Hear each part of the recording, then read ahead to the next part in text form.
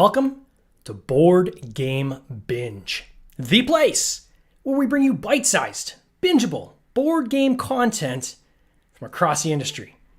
I'm your host, James Staley, and in this episode, we're welcoming back Todd Patriquin, a professional photographer that specializes in the board game industry.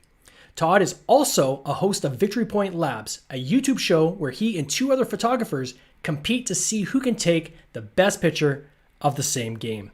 Todd, welcome back to the binge. How you doing, sir? I'm great. Thanks for having me back. Oh, it is awesome having you back. It's always fun to chat with you. Obviously, you are well known in the industry. You're a humble guy, so of course you're gonna say, I don't know about that. I don't know about that. Most people know who you are in this industry, at least on the publisher side, and I'm sure a lot of the players too. Your photography has obviously gone across quite a number of pages, so you know it's got to be. You're a humble guy, but you got to be proud with some of the accomplishments you've had so far in this industry, I think. No, I'm happy with it. I've been here now for I think 3 years. Yeah, 3 years now. So a lot has happened, and I'm pretty excited about kind of where the industry is going and what that means for me. It's pretty cool to see, so just for the listeners and people watching, you were last on this show in episode 68.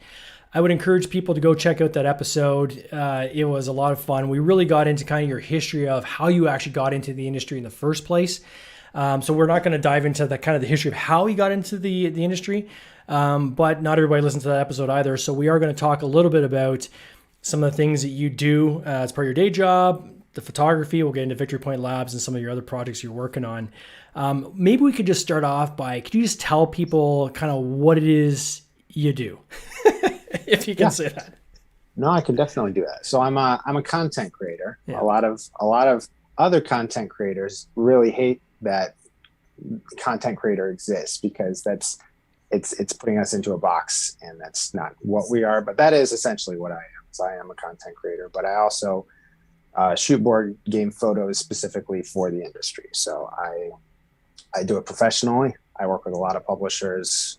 Pandasaurus Games is one of my favorites that I'm working with right now. I've done a lot of their product photos for the last 6 games I think they've done. I have some more next year that I'm really excited about. So yeah, primarily photos for publishers, small, big publishers, all different types. Now, and you're also in a closet right now, right? For those who can't see. I am in a closet. So you're actually at work, right? So you're actually at Print and Play, right? Yes. Yes. And so talk a little bit what Print and Play for people who don't know what that is. Maybe you can give them just an overview of what Print and Play is. Print and Play is really cool Kinko's just for board games. That's basically what Print and Play is. We are making all the prototype and review copies that you may see around. We're not making all of them. We're making a majority of them though. So like Tom Vassell, the game he may have just gotten in and is showing off for the first time. That may be a game that we've made here. We work with a lot of bigger publishers, some smaller publishers, brand new designers that finally have a chance to make a physical copy of their game they've been working on for years. That's like their baby. We get to make a physical copy for the first time for them. It's very rewarding. And we do everything outside of 3D printing, which we're hoping to get into soon. Tokens, boards, cards, you name it. Did you like trays, like thermoform trays or anything like that, or? No, that is another thing we're looking into. We're actually about ready to move. We're going to still be in the same area, still the same city. It's like 15 minutes away. Big brand new warehouse area. We'll be able to have some new machines, getting some new commercial grade laser cutters that are going to be really cool. So the possibilities are going to start being endless for us, and I'm really looking forward to that. So for people that want to check out Print and Play, so they go to printandplay.com. A shout out, I want to give you guys a shout out because I was at the Protospiel North a few weeks back. We talked about it on the show. We had a great episode on that, doing a nice recap. Print and Play was one of the sponsors, and so I wanted to thank you for that. I actually had a coupon that I got as part of my little gift bag, and it's cool to see companies, really kind of pay it forward and support young developers, right? Or people who are who have been in the industry for a while, or people who are looking to get into the industry. These Protospiels are great ways for people to prototype, and being a sponsor of that, I thought was just awesome. Do you guys do like what kind of volume? Like for like, will you do? Obviously, you'll do one game. Is if somebody needs like 500 games, like is there kind of like a critical level where then it gets moved over to a traditional manufacturer, or kind of which? I mean, we do smaller run stuff. We will do some what I would consider to be big runs, considering that I have a staff of like 4 to 5 construction guys actually making them. Yeah. A small run to some people is like a big run to us at times, but we'll put out like 500, maybe 1,000. 1,000 that's hitting our max for sure. And again, we are a prototype company, so like if you're looking for large scale, putting it straight into Walmart, you're looking at our parent company, Ad Magic, for like Chinese manufacturing. But yeah, we see some bigger runs. We have a lot of like some smaller Kickstarters that are making their first project, and they'll run it all through us because we have the capabilities to take care of like maybe tuck box style games or small box games. So we may do like 600 of those, 700 of those. Or somebody just literally orders 10 little cubes and we ship them out 10 little cubes, and they're happy, we're happy. Well, on that we'll note, send out whatever we can. After our last interview, you actually saved my butt, because I remember we went off air and I started telling you that I was in a panic because Nutty Squirrels of the Oakwood Forest, a game that I had on was coming up on Kickstarter at that time. The manufacturer had sent me all of my reviewer copies, and when I opened up the boxes, they were missing the golden cubes from the box. And I mean, this is a key component of the game that you can't do without.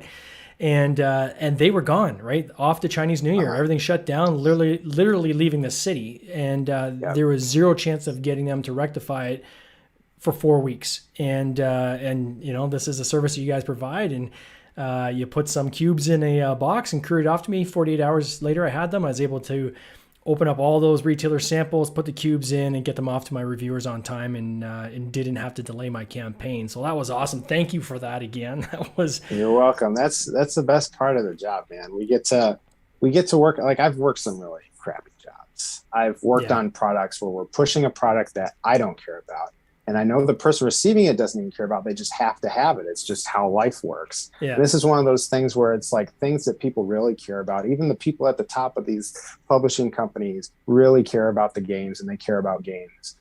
And being able to help in those situations is the best. I love it. As a team, do you guys ever have a chance to stop during the day and like actually play a title? Like, does that ever happen? Yeah. Like as a game company, or? We usually aren't like cracking into something we just made unless they ask us to. It doesn't happen too often. Yeah. Eventually we may get like a playtesting service going. We'll see what happens. If I can convince the boss to let us do that, that'd be cool. But yeah, we do like to play games out here. Most of us are gamers. We like to play, whether it's computer games, video games, or board games. So we will have like every couple of weeks, we'll just shut down for an hour or two, play some games, get back to work. So chances are, if you can't reach us, we may be playing again. But it's for morale, and it's good, and it's going to help us do better at the things we make. So, is there ever a time you guys see a component in a game and you're like, oh, this is something we need to start adding to our portfolio? Or we've seen people order some custom stuff. We do a lot of custom stuff. Yeah. So sometimes they will throw some random thing at us, and I'll have to bring the construction guys. And like, is this even like possible? Can you make this? And we have created permanent templates from things because it was such a good idea that we can continue to make it. If it's something they come up with, obviously we make sure they're okay with it first.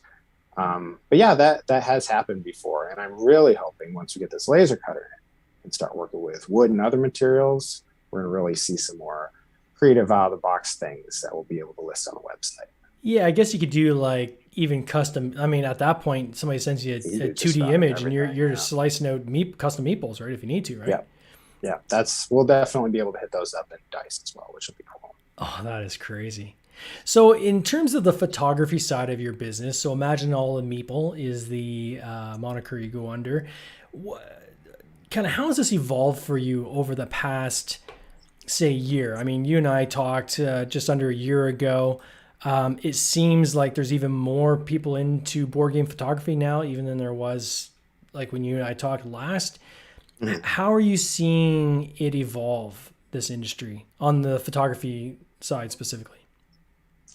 Well, I see a lot more competition coming in. But the cool thing about that is a lot of these people are people that I have already gotten to know, and I've already seen them kind of make better and better photos and really put more and more into their photo shoots, like elaborate stuff. And I'm like, oh shoot, I need to now rethink how I'm taking pictures, because they've just stepped it up a level. So I feel like more and more creative board gamers are stepping into the industry without even really noticing that that's what they're doing, by sharing some really cool pictures that publishers are seeing, and it's allowing them to communicate and maybe even connect with them, and all of a sudden they're doing what I'm doing.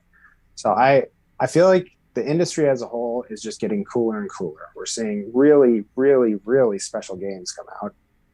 I still have you, right? Okay. Yeah, I'm listening. Sorry, I'm just scrolling on your page so people can see. I know I'm not moving because I'm actually scrolling on the page. But I'm freaking out about the Wi-Fi. Now I derailed my own thing. Yeah, games are looking way cooler, so it's more fun to take pictures. It used to be like everything was just boring in the board game industry. Yeah. Like Hero Quest, and people are like, holy crap, like finally something cool to look at. And then it kind of has gotten better and better, but it used to be just like the train games, and people are still pushing out the train games. That's fine. I'm not going to bash train games, but even train games have gotten to look cool now. So with new technology and with new people coming into the industry, it's just getting so visually stunning, I would say, and better. So it's a great time to take pictures of board games. And how far out are you booking your gigs? Because I know you've had a really busy year, right? So like, how far out are you actually booking these? I'm about ready to take a break from paid shoots. I like money. Money is awesome, but like, it's a whole nother level when you set up a lot of paid shoots, especially when you love the thing that you're taking pictures of and you want to play board games. You don't want to get to a point where you're like, I got to take pictures first, and I have all these things that I said that I would do, because then you're not enjoying it anymore. It's going to turn you off of the hobby, and I definitely don't want that to happen to me with board games, because I love board games. I have way too many in my house to suddenly decide that I hate board games. So I guess it's kind of that line of hobby versus jobby, right? And if it's a hobby, it's fun. If it's a jobby, it's fun, but there's more discipline required. And then when it just becomes a job, it maybe the reasons that you had to get into it are no longer there, right? And it might be time to kind of exit stage left. Not saying you're going to do that, but no, and I'm not to that point. I'm still enjoying it. I have some awesome publishers I'm working with right now, and that's going very smoothly. But I also have 3 kids. I live in a tiny apartment. I have a full-time job. This isn't my full-time job. So yeah, I think in early 2022, once I wrap the ones that I'm working on right now up, I may take a few ones during the next few months, maybe the next 6 months, and really get back to like the creative shots that I feel like I used to be able to do, but haven't really been able to find the time for over the last few months. Now, I've seen in some of your videos, and we'll talk about Victory Point Labs in a second, but some of your videos, it's almost like I see that you guys have these MacGyver kits, I call them, that has, these ways you kind of cheat things and how you can kind of wires. I mean, I think one of your colleagues notoriously uses wires on all of his shots, and he's the wire king. And how has your kit continued to grow? Like, is there anything you've added in the past couple of months where you're like, you came up with kind of a workaround, and then now it's almost like your go-to when you're doing some of these shots? Well, I got some new lights. I mean, that's a totally different thing, but lighting is so crucial. And I've used these cheaper lights for a while that, lights are lights. As long as it gives you a light source, you're good to go. But I realized that you really need some fancy, like, boxes, soft boxes, and that kind of stuff to really go along with it. So I've upgraded that, and that really helps a lot. But I have always used the most random do-it-yourself pieces. I was using Lincoln Logs. I was using Lego, which my kids are like, where are my Lego? Well, sorry, I may be using it for work professionally, so let me do that. Well, this picture here, I think you said you used a toilet paper roll. This is the one I got a copy of your root image where they're looking down into the hole and kind of giving each other side eye. And last time we talked, you said this is just a toilet paper roll that you use with some dirt on the inside, and you kind of shot through to the meeples, which was pretty cool. That is the kind of creative photo and the creative time and energy that I want to be able to put back into my pictures. Sometimes the page shoots can, get in front of. So I'm hoping to get back to that kind of stuff, because it takes some time to really think of an idea and then execute it. Yeah. Like while my kids are pulling on my pant legs, it's hard.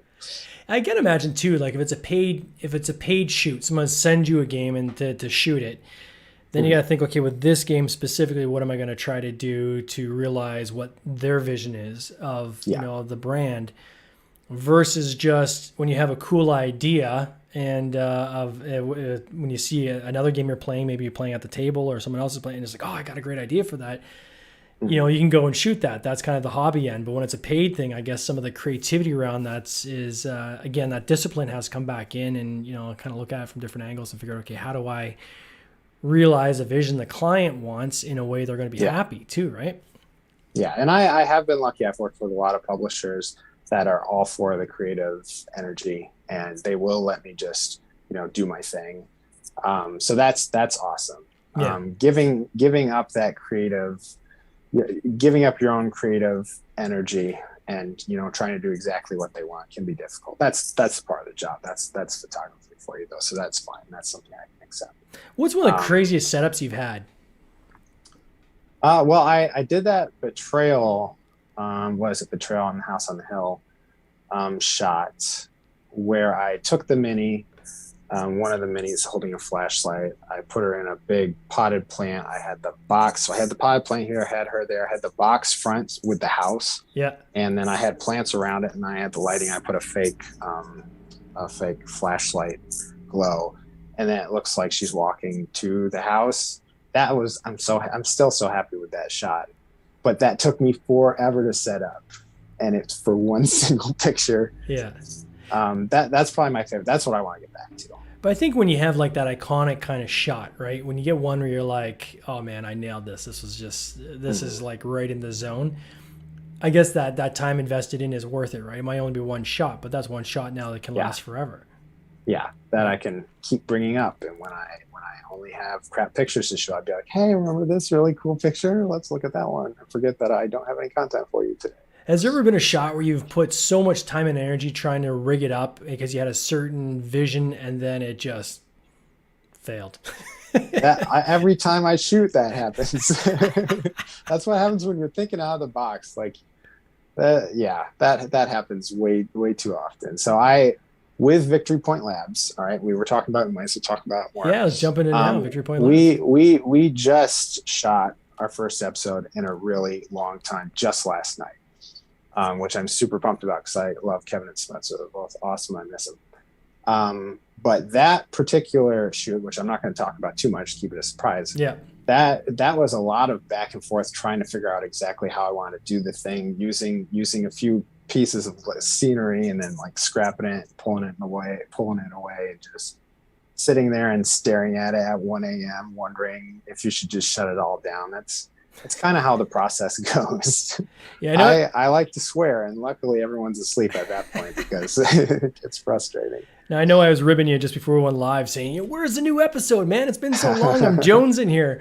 It really is one of my favorite shows on YouTube. And people are always like, are you related to this guy or something? You plug the show like crazy. And I plug it because I love it so much. But for those who don't know what it is, right? It's Spencer, it's Kevin, it's Todd, 3 board game photographers. You will take a game that the 3 of you get, and then over on your own, you'll go and you'll do your shots, almost like kind of like Cake Boss if you think about it. Then you come back and then you take turns presenting your interpretation of how to shoot that game to each other, and each other kind of critiques. And usually it's more praise. I don't even think there's really even critique. It's more amazement and it's hard to tell somebody that a shot sucks. Luckily, none of their shots ever suck, so I don't have to do that. The photography is always amazing. Even one of the last episodes I saw, I was trying to think of what it was. Whistle Mountain, I thought that one was that was a good one. Fantastic, right? But then you guys will kind of give each other kind of comments or say, oh, how'd you do that? Or interested. And then you do the behind the scenes of how each of these shots were done. And I just geek out over it every single time. The episodes are only like 10, 12 minutes, so they're bite-sized, which I love. And certainly, is there anybody is interested in photography, seeing how it's done, seeing 3 friends kind of chat and kind of jab each other while they're going through this? great show for people to watch. I love the outtakes at the end. I'm glad you guys started including those. Those are hilarious, right? Because it shows that it's just a tiny piece of all the nonsense that goes on every time. Well, through the edit, it looks like you guys are literally live, just kind of talking, right? And I don't think people realize, okay, some of these things you have to do a retake because maybe somebody didn't do the intro properly. Or, or like the entire thing. The entire thing. They're both videographers and editors. Yeah. So they take care of all that complicated stuff. I jack up everything during the entire episode, and then they cut me into pieces. They go and just put fix it all in there. Yeah. The one thing I started doing after every episode is I start commenting, right? And I encourage other people to do this too, is which one was your favorite, right? And what I find interesting is from episode to episode, it's not like I favor one photographer or the other, because there'll be one episode where I'm like, yep, this time Todd's got it. Next time maybe it's Spencer, next time maybe Kevin. It's cool to kind of see, everyone has great ideas, but for me, usually there'll be one that's just like somebody just happens to get a really, really good idea that particular episode and it cuts through, right, which is kind of cool. So hopefully I don't hurt anybody's feelings when I comment on those. Oh, no, that's a part of it, man. Not the hurting feelings. Yeah. The other part. So why was there the gap for you guys? Was it just everyone was just too busy, or? It was a mixture of the busyness, which I mean, I've personally been slammed, but they've been super busy as well. Yeah. Kevin actually just had a new baby, so his life is super busy right now. Yeah, more power to him. It's a busyness. It's also, the time it takes to edit, it takes a while to edit, but it's hard to be a photographer right now, and it's with how everybody is trying to push for video, and it's also. It's a niche within a niche. Like, we are a small community in the first place, board gamers. Yeah. So board gamers that care about photos, I don't know, that may be really small. I still don't know. People do definitely like it, and I'm very glad that they do. I think we're just not getting in front of enough people, but we're working on some things, which is, like I said, we just shot another episode. It's going to be a very different kind of an episode. Yeah. And I'm really excited about the future and what we're going to do next with it. Are you guys looking to get back on schedule to have like at least one a month kind of a thing? Yeah, we're looking to put out more regular content. I would like to do a lot more than that. Nice. But we will be switching up the format in order to do it. But it's going to still be us hanging out, us taking pictures, showing behind the scenes. We do have a lot of board game photographers that are, usually it's in the Instagram community, who do really like the behind the scenes, and they've been able to take shots using some of the techniques, and that's like shots we've never even seen done before, which is really awesome. So I love what comes from it. So we're definitely going to be doing it. My favorite is when you see something that you assume was photoshopped. Oh yeah. And it's shot practically, and you're like, wow. That's like Spencer every single time. He's always cutting things out, and then he's putting in the wires. And sometimes he doesn't even edit out the wires. He's just covering them up. Yeah, it is. It is awesome. I encourage anybody to check it out. Now, with GenCon, I noticed that you went to GenCon this year. You brought some, wore like the Imagine All The Meeple swag. What was your objective going to GenCon this year? Kind of what did you go on, and then coming out of it, what did you come away with? So I went for a print play, and it was kind of. We didn't have a booth or anything. We've had booths in the past. Either we're working the Breaking Games booth, which they're our sister company, or we're working a Print Play Games booth. But this time I was able to convince the boss to let me and Mike Vanderveen, who's a lot of publisher people especially know him. He's a great guy. Just to go out and meet people. I had never been to any of the conventions. Now I'm a bigger, person at Print Play Games, so it's good to introduce myself. So it was really just a time to introduce some people, shake some hands, and then on the down low, give them my Imagine All The Meeple card and say, hey, hit me up because your email is not very responsive. That's the truth anywhere, eh? Like it's... they're so busy too. Like I feel like I'm busy and I don't have as much going on. So power to them for doing that. I try to answer as many people as I can. Like if someone emails me, just because I know when I'm trying to shake the tree and contact people and not getting responses back, I know how frustrating it can be. So anytime somebody tries to reach out to me, I always try to get back to them in a timely manner. If anything, just to say, we're good right now, right? But at least let me at least get back to you, so know that there's someone with a pulse on this end. Yeah. So TikTok is something you've jumped into as well. I'm following you on TikTok. You've got this kind of humor, and I'm trying to peg it. It's not necessarily dead. Well, maybe deadpan might be the way to go. But it's a great channel. And is this something you can see yourself doing more of? Or are you just in experimental mode right now, or kind of? As soon as I have more time, I will be. TikTok. Some of you guys hate TikTok. You're going to say, I hate TikTok. I love TikTok. I hate that they're even talking about TikTok. TikTok it's where it's at. And it is honestly the best place algorithm-wise for just a random person to be seen by people. It just is. Facebook is working against you. Instagram is owned by Facebook. So surprised they're working against you. Like Twitter, unfortunately, is just not an easy way to market yourself. TikTok is the thing. So I'm definitely going to be doing TikTok. I've heard one person describe as TikTok is the new Instagram. Instagram is the new Facebook. And Facebook has become irrelevant.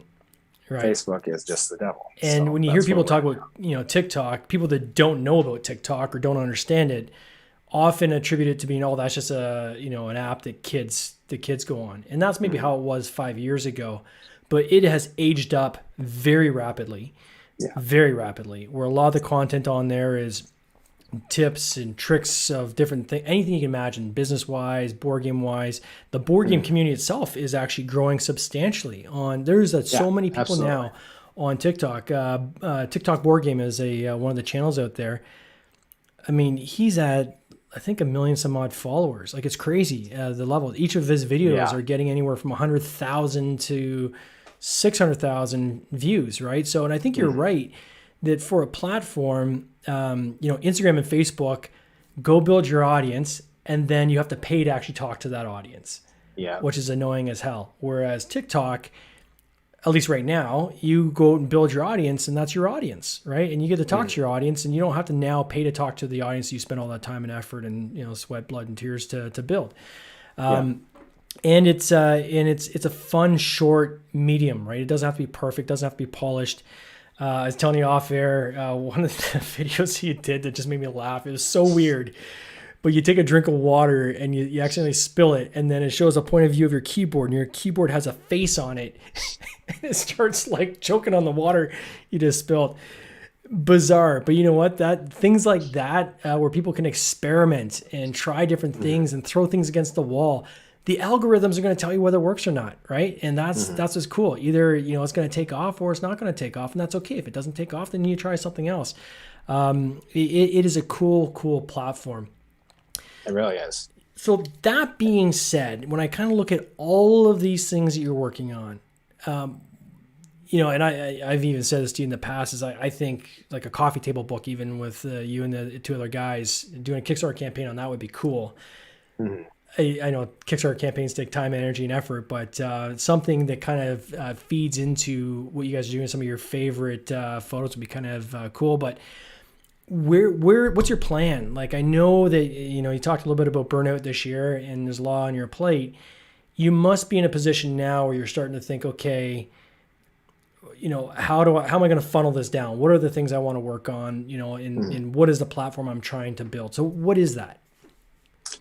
My biggest goal moving into the new year is getting to know people in the community more, and getting in front of the camera, just like what we're doing right now. I really enjoy it. I'm stuck at home, or I'm stuck at work, or I'm stuck behind the camera, and that's been my time for this last year. It's already complicated with COVID. But I really just want to interact with people and just talk about whether it's board games or the board game industry or just random things. I want to be able to do that. And then I obviously want to get back to taking more creative photos. I think down the road, as far as like making a calendar or a book or something like that, if Victory Point Labs can get a bit more of a push and be seen by a few more people and grow, I think that could definitely be something we would look into. I think that would be really fun. And I know the guys are down for it. Kevin's actually about ready to release a I Spy, a board game I Spy book. You're welcome, Kevin. I'm talking about it right now. So plug. Kevin, Old Man Games, check him out. He's got a cool project he's working on. I would love to do that. I think it'd be fun. But right now, as far as what I have the energy to think about, it's not like running a Kickstarter and coming up with something, because I'll just die. I do, though. I will say I do have a small thing that may turn into something like that I'm working on with somebody else that's board game picture related. So that may be something to look out for. We'll see what happens. Oh, keep our eyes peeled. Well, Todd, I'm a huge fan. You're always welcome back on this podcast, and I continue to follow you, and we'll see kind of where things evolve over the next year, and hopefully we'll get you back on the podcast again. I appreciate you. Board Game Binge is awesome. Awesome, man. You take care. Cheers. All right, you too. This has been an episode of the Board Game Binge podcast, hosted by James Staley, produced by James Staley and Mike Bruner, with original music by Nick Smith. If you would like to watch these interviews live, simply join the Facebook group Board Game Binge, and you'll get access to live interviews, giveaways, and interesting board game content from across the industry. I can't wait for you to join us. See you next time.